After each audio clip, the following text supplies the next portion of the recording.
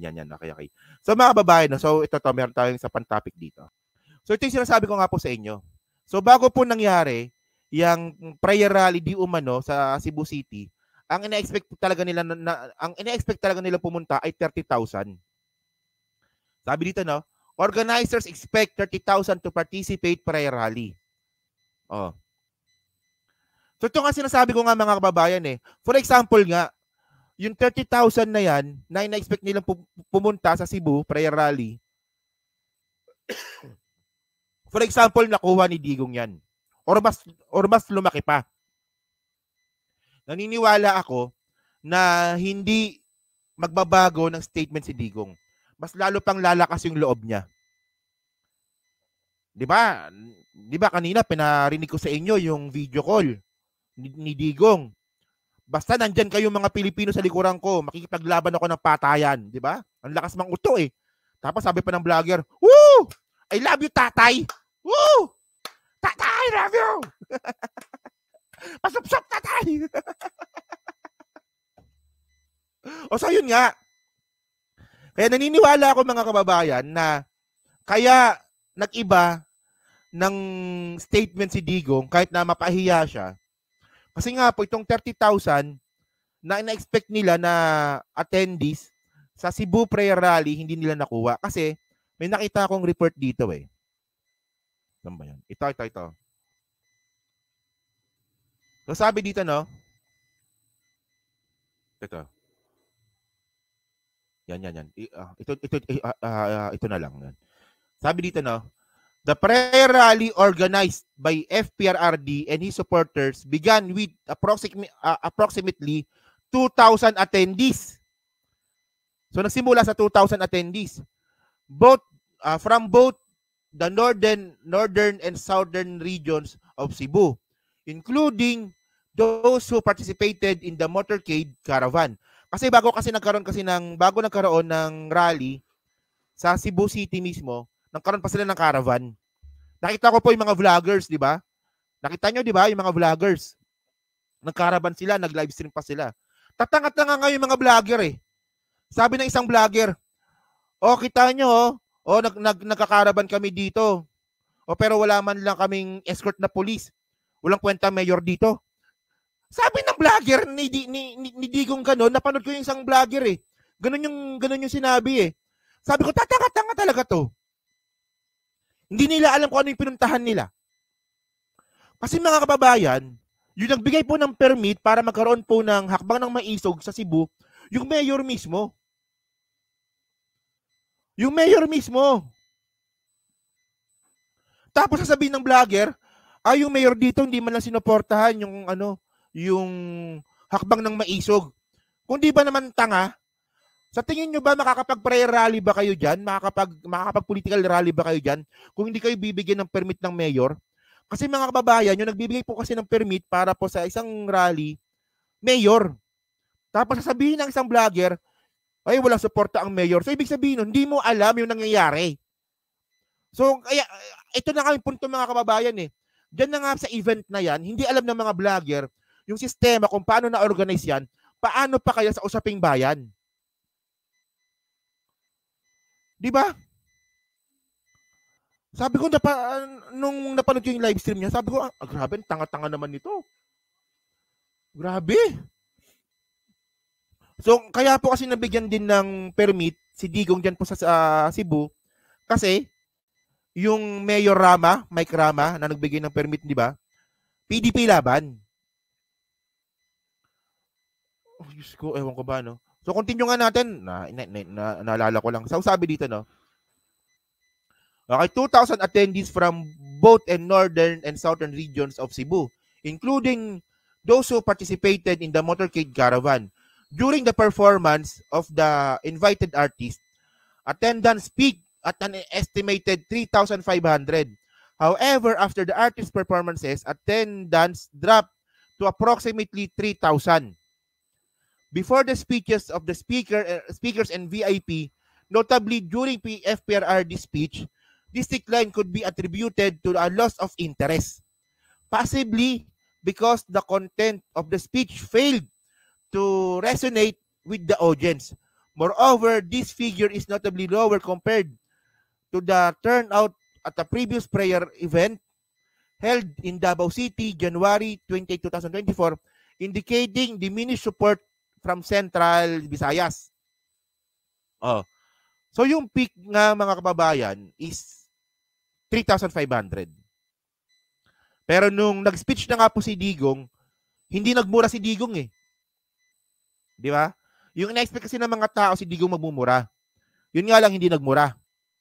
So yung mga tao umalis.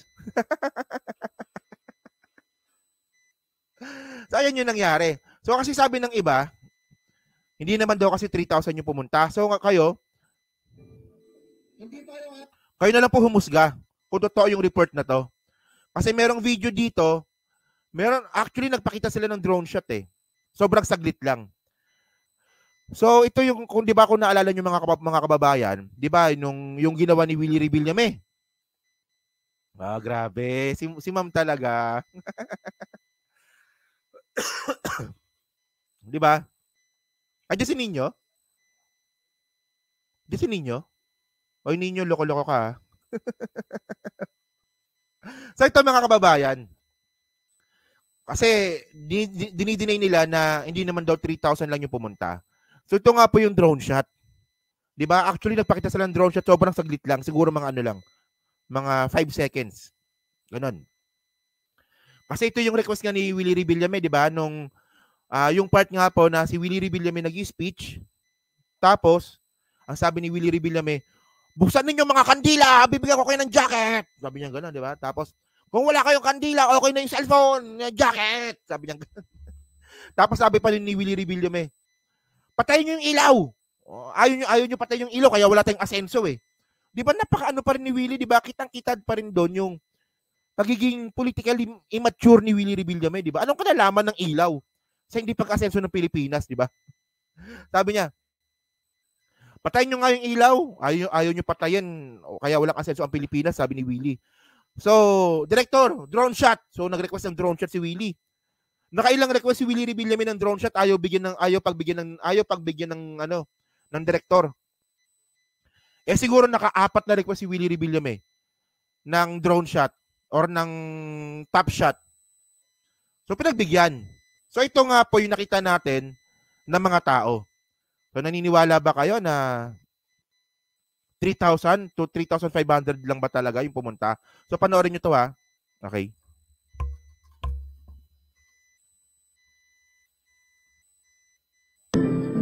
Hindi tayo aangat sa buhay kung laging galit.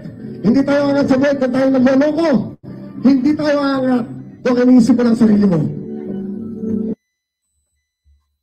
O, di ba? Mukhang 3,000 nga lang talaga. Para mataas na yung 5,000 dito. So 'di ba ang konti. Andiyan ba si Ninyo? Ba't di ko makita? Hindi ko makita si Ninyo. Ba't binabati nyo? Hindi ko makita. Unfair yan na kayo lang nakakakita. Hindi, ito. Para ba sa inyo, tama ba yung report na 3,500? Diba? So, kayo ba naniniwala? 500 lang ang legit. Grabe naman, 500. Pero naniniwala ba kayong 3,500 lang yan? Sa tingin ko, oo. Diba? Mukhang 3,500 nga lang talaga to.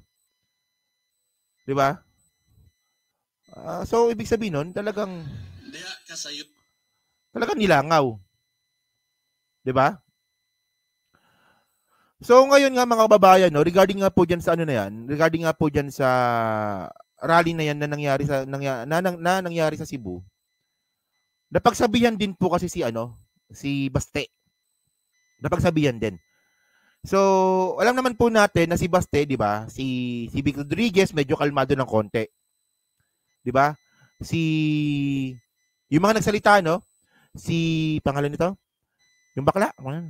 Si Glenn Chong. Sorry. Si Glenn Chong, agresibo.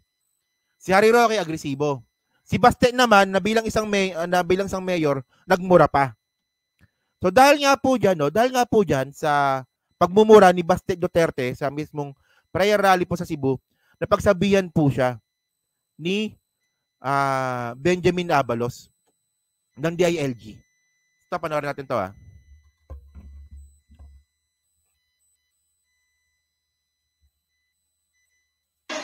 Diha kasayop. Diha kasayop. Scam, tawag ana, in short, para di na tamutaas ang storya dire.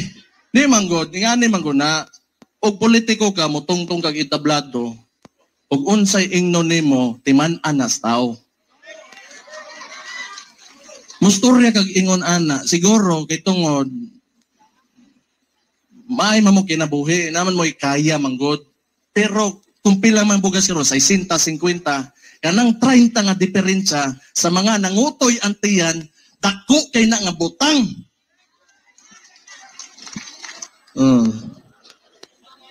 Ayaw pangila dong mga tao.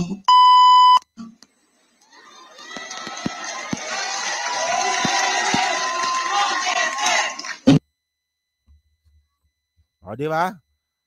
So, ano na lang, tawag ito, sinensor ko na lang kasi meron na akong warning ng hate speech eh. So, nagmura dyan si Basti. Actually, maraming beses siyang nagmura dyan eh. So, ngayon, pinagsabihan siya ngayon ni DILG Secretary Benhur Abalos.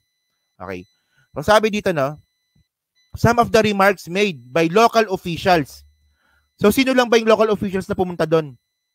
Bukod kay Mike Rama na mayor ng Cebu City na wala namang sinabing pagmumura, si Baste, dalawa lang silang nakita ko na local officials dun na nagsalita So sabi dito, some of the remarks made by local officials at the hakbang ng Maisog prayer rally last night were quite disturbing and inappropriate.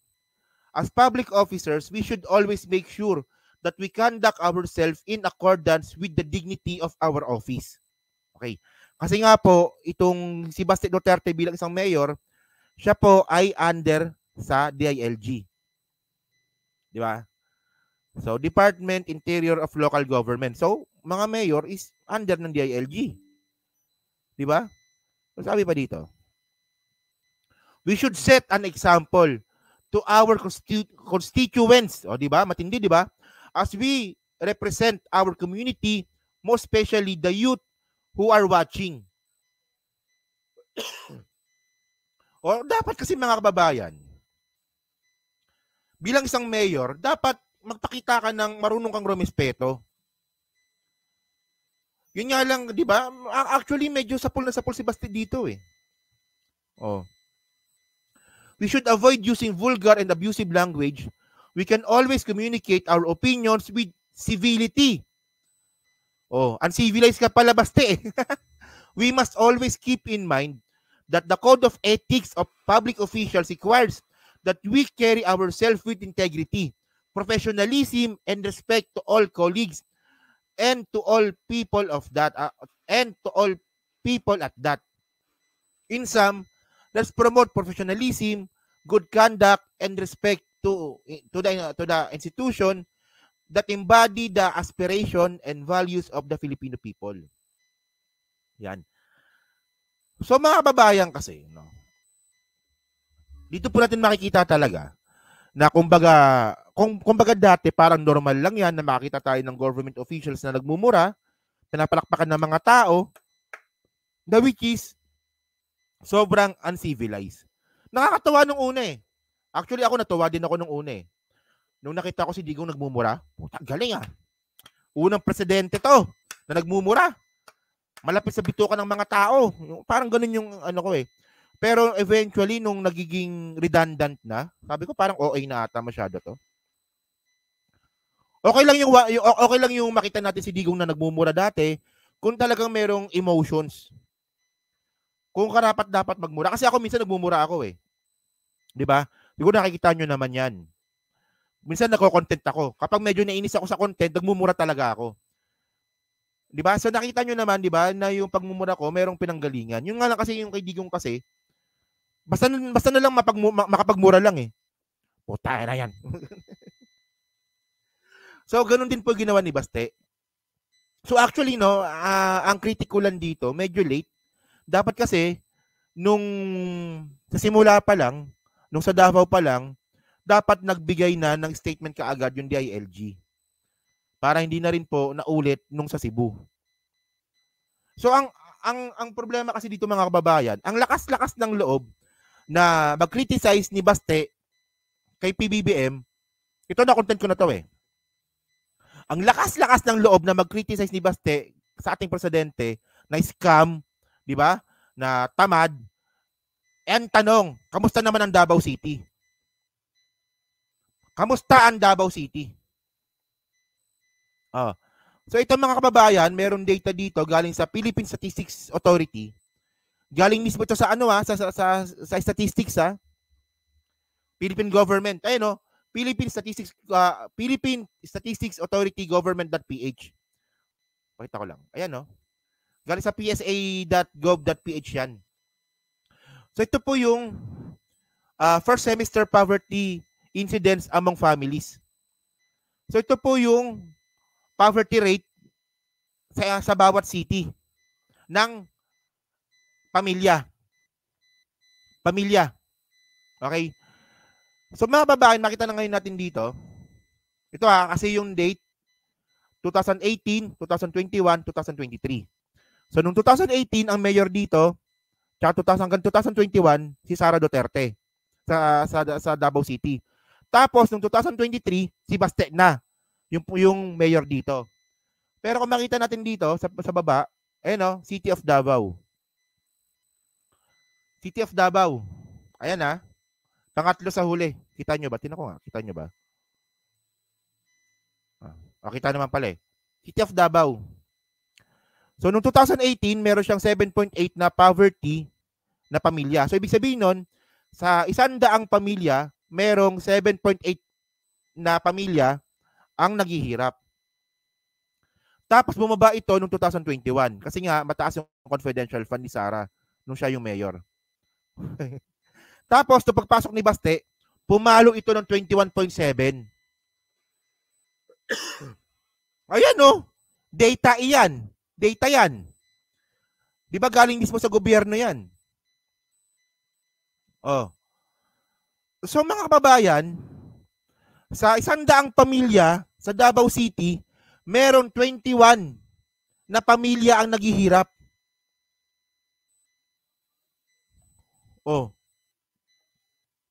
So ngayon, ang pinupunto ko lang dito mga kababayan, ang kapal naman ng mukha mo, Baste. Ang kapal naman ng mukha mo para tawaging tamad, mag-resign na, murahin si PBBM, yung mismong Davao City nga, bagsak. 21.7. Yung nasa poverty line.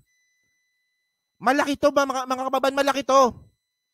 O ngayon yung nirereklamo nilang meron bang Tacloban dito? Tacloban. Tacloban, 13%. Yung hawak ni Martin Romualdez, 13%. Well, malaki pa rin yan, pero kung kukumpara naman natin sa Davao City, 21.7%. Diba? Sa Manila, ilan ba sa Manila? Manila, 3% lang. Diba? Mandaluyong, grabe, 0.6. Makati, ilan ba? May Makati ba dito? Makati. Hindi ko makita. Makati, 2.5. Diba? Yan itong survey itong statistics po na to, ito po ay poverty incidence among families in highly urbanized city. First semester 2018, 2021, 2023. Ayan Di ba mga kababayan, bago mo batikusin yung presidente, unahin mo muna siguro dapat yung Davao City. Kasi mula nung nawala si Sara Duterte, mukhang ikaw ata yung tamad. Mukhang ikaw ata yung na-scam. Ikaw ata yung scam, sorry. Ikaw ata yung scam. Di ba? Ewan ko lang dyan, kung ano ba. Diyos ko, Baste. So ayusin mo muna. Ayusin mo muna yung lugar mo. Bago mo batikusin yung presidente. Kapag napatunayan mo na magaling kang mayor, saka ka bumatikos. Pero dapat, bago ka bumatikos, sundin mo muna yung payo ni Benhur Abalos na dapat merong professionalism. Di ba? Dapat sumusunod sa Code of Ethics. Dapat magkaroon ng magandang example sa mga kabataan. Sa tingin mo ba, magandang example ba yon na minumura mo yung presidente bilang isang mayor? Hindi. Di ba? Oh. So yun mga kababayan, no? So dyan po sa 677 po na nanonood, sa hindi pa po nakakapag-like, pa-like na lang din po ng video na to. At kayo, ano masasabi nyo nga po dito sa prayer rally DDS style na nangyari po sa Cebu City? Na naniniwala ba kayo na 3,500 ba talaga yung pumunta? At dito rin po kay Baste, no? Ano masasabi nyo dito kay Baste? Na sobrang kapal ng mukha. Yun, so comment lang po sa baba at binabasa ko pong lahat yan, no?